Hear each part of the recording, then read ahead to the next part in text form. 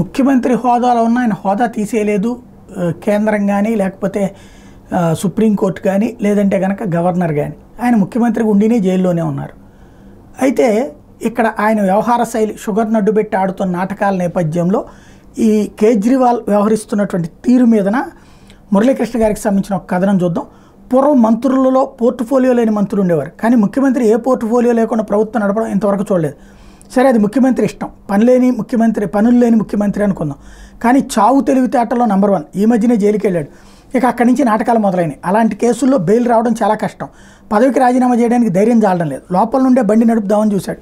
దానికి అడ్వకేట్లని వాడుకున్నాడు. పైగా తన మీద 32 కేసులు దేశవ్యాప్తంగా ఉన్నాయి కాబట్టి తనకు లాయర్లతో ములాఖత్ 5కు పెంచాలని కోరాడు. అయితే ఆ వివరాలు ఏవి కోర్టుకి ఇవ్వలేకపోయారు. కస్టడీ నిబంధనల ప్రకారం అడ్వకేట్తో ములాఖత్ కేవలం తన కేసుల వరకే వాడుకోవాలి. అయితే అవకాశాన్ని ప్రభుత్వం నడపడానికి వాడుకోవడంతో కోర్టు ఆయన అభ్యర్థిని అంగీకరించలేదు. ఇప్పుడు కొత్త నాటకానికి తెరలేపాడు. ఇంటి నుండి వచ్చే ఆహారంలో మామిడి పళ్ళు తెప్పించుకుని తిని షుగర్ లెవెల్స్ పెరుగుతున్నాయనే కారణంతో బెయిల్ కోసం డ్రామా మొదలుపెట్టాడు. అయితే కోర్టు వారు ఎయిమ్స్ వారి నుండి వివరణ కోరింది. షుగర్ పేషెంట్లు మామిడి పండ్లు తింటే పోతారని చెప్పింది సదరు సంస్థ. జైలు అధికారుల వివరణ ప్రకారం ఇంటి నుండి వచ్చే ఆహారం కోర్టు నిబంధనలకు లోబడి లేదని రిపోర్ట్ ఇచ్చింది. చివరికి చిప్పుకూడు లేటాచారు అవుతుందేమో తెలియదు. లేకపోతే ఇప్పుడు డాక్టర్తో పాటు 15 నిమిషాల ములాఖత్తు మొరకబెట్టుకుంటున్నాడు. 22 ఏళ్ల నుండి డయాబెటిక్ అవడం వల్ల ఇన్సులిన్ తీసుకోవాలి, అది కూడా డాక్టర్ పర్యవేక్షణలోని. ఇన్సులిన్ తీసుకునే డయాబెటిక్ వాళ్ళు చాలామంది వాళ్ళే తీసుకుంటారు. ప్రతిరోజు డాక్టర్ పర్యవేక్షణ ఉండదు. ఈ డ్రామా ఎలా ముగుస్తుందో ఈ నెల 22న చూడాలి.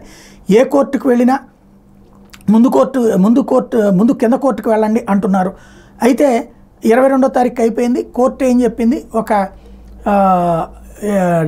జైలు డాక్టర్ల పర్యవేక్షణలోని జైల్లో ఒక టీం లాగా ఫామ్ అయ్యి అతనికి సంబంధించి ఇన్సులిన్ ఎంత ఇవ్వాలి ఏమి ఇవ్వాలి చూడమని చెప్పి ఆదేశించింది.